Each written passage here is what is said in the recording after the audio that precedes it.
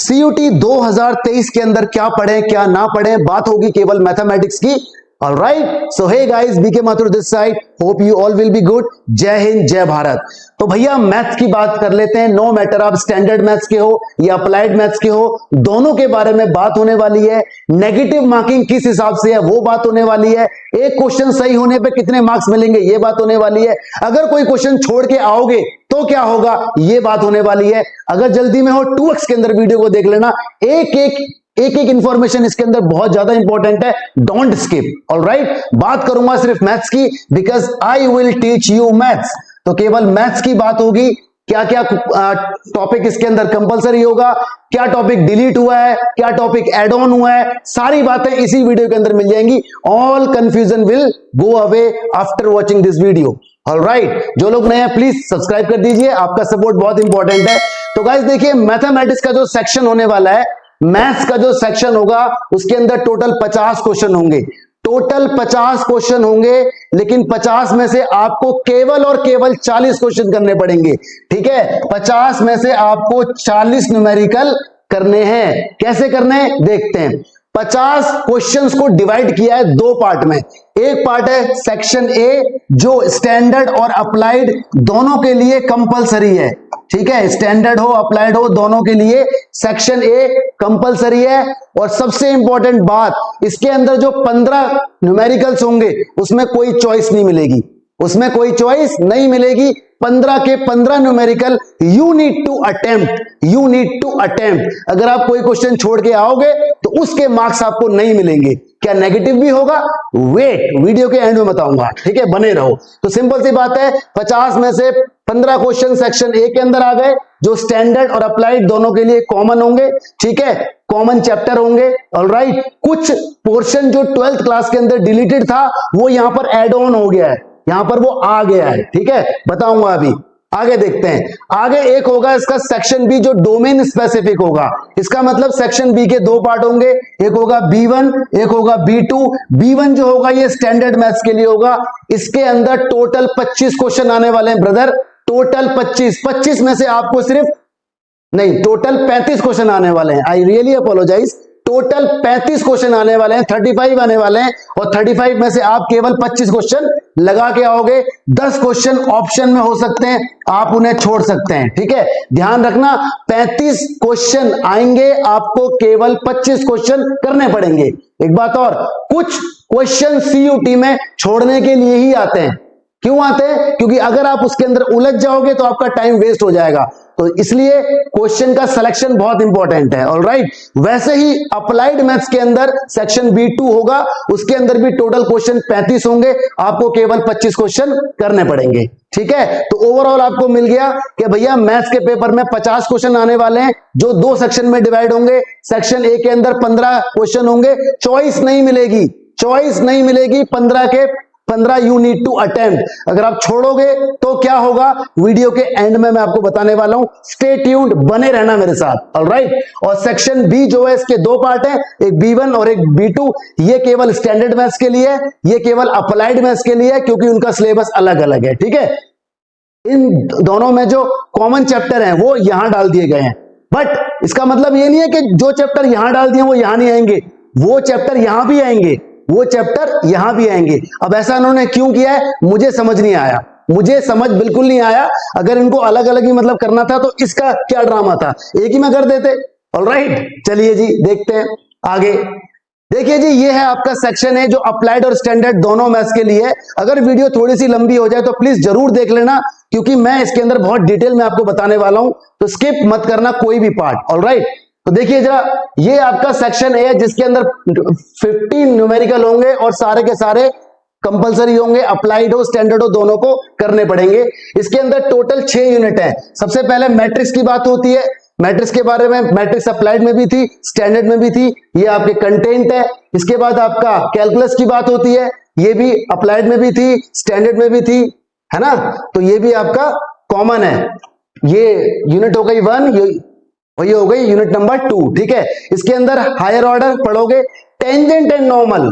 Tangent and normal applied वालों ने तो अपने सिलेबस के अंदर पढ़ा हुआ था, लेकिन जिनकी स्टैंडर्ड मैथमेटिक्स है उनको अब फिर से पढ़ना पड़ेगा। क्यों? क्योंकि ये टॉपिक डिलीटेड था, तो स्टैंडर्ड के लिए ये टॉपिक नया आया है। ठीक है, इंक्रीजिंग डिक्रीजिंग दोनों में था, मैक्सिमम मिनिमा दोनों में था। इंटीग्रेशन के अंदर आप सिंपल इंटीग्रेशन सीखोगे, इंटीग्रेशन करना सीखोगे, डेफिनेट इंटीग्रल याद है वो limit a to b upper minus lower. इसके बाद आप एरिया सीखोगे, area parabola, circle, 3 point line, ये सब।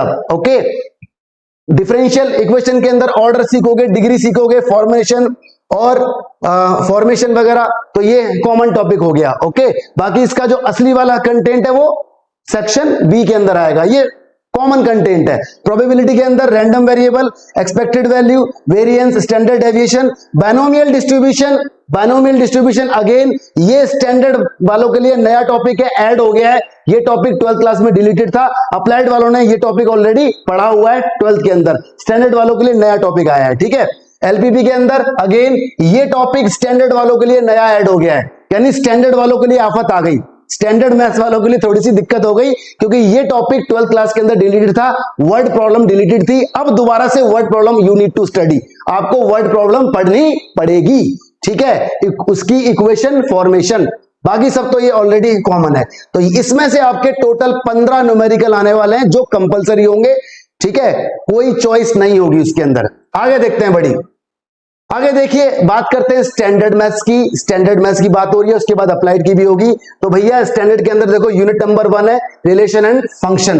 रिलेशन के अंदर देखो, एक तो ये इनवर्स वाला टॉपिक नया ऐड हुआ है, प्लस आ गया, पढ़ना पड़ेगा। 12th क्लास के अंदर आपने नहीं पढ़ा था। दूसरा, बाइनरी ऑपरेशन नया ऐड हुआ है, पढ़ना पड़ेगा। ठीक है, मैं पढ़ाऊंगा, आई will teach you, don't worry at all, मैं पढ़ाऊंगा आपको। तो ये 2 टॉपिक नए हैं, बाकी सब जो मतलब जो था वो तो है ही, जो था वो तो है ही, और आ गया। ठीक है, चैप्टर नंबर 2 के अंदर ये जो प्रॉपर्टीज हैं ये नई ऐड हुई हैं, ये आपको पढ़नी पड़ेंगी, बाकी जो था वो तो है ही। तो ये 3 टॉपिक यहां पर प्लस हो गए 2 चैप्टर में। आगे बढ़ते हैं बड़ी। मैट्रिसेस के अंदर ऑलमोस्ट सारा कुछ वही है, कुछ ऐड नहीं हुआ। डिटरमिनेंट के अंदर एक इसके अंदर प्रॉपर्टी ऐड हुई है, ये टॉपिक प्लस हो गया, पढ़ना पड़ेगा। बाकी जो था वो तो है ही, जो था वो तो है ही, और ऐड हो गया। बात हो रही है अभी स्टैंडर्ड मैथ्स की। ठीक है, आगे बढ़ते हैं बड़ी। कॉन्टिन्यूटी के अंदर रोल्स और लैग्रेंज थ्योरम ये ऐड हो गई। ठीक है, ये थ्योरम ऐड हो गई, जो पहले से था वो तो है ही, ये चीजें और ऐड हो गई, ये चीजें और ऐड हो गई, पढ़ना पड़ेगा। न्यूमेरिकल, इसका प्रूफ नहीं आएगा, लेकिन न्यूमेरिकल इसके बेसिस पे आएंगे। आई will teach you, don't worry at all. Channel को सब्सक्राइब कर दीजिए। ठीक है, डेरिवेटिव के अंदर सब कुछ है। टेंजेंट एंड नॉर्मल एक नया आ गया है, tangent and normal, application of derivative के अंदर ये आपको पढ़ना है। देखो बार बार टेंजेंट नॉर्मल पे बहुत जोर दे रहा है, इसका मतलब एक सवाल तो इसका पक्का आना ही आना है। बाकी सब कुछ वही है जो 12th में था, ये 2 टॉपिक ऐड हो गए। ठीक है जी, इंटीग्रेशन के अंदर ऑलमोस्ट सब कुछ वही है।